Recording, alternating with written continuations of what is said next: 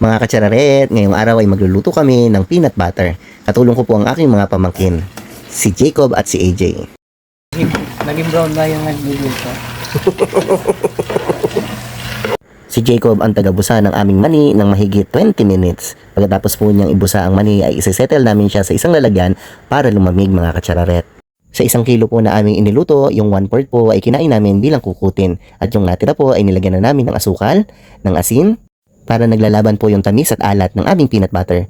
Maglalagay sana kami ng skim milk, kaso nga lang wala po kaming mabili sa mga tindahan at panaderia dito sa amin. Mga katsararet, ready na po ang aming peanut para ipag-grind. Nakabili po kami ng aming peanut grinder sa Lazada at medyo maingay ang machine mga katsararet, kaya mag-sounds muna tayo.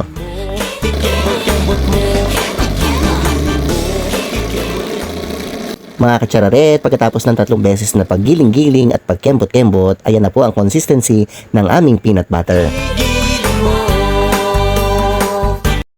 Ayan mga katsararet, natapos na po ang aming peanut butter. Tatry na po natin to sa food tasting. Sana po ay magustuhan ng mga magiging customer. Mamaya maglilinis naman po tayo ng ating grinder.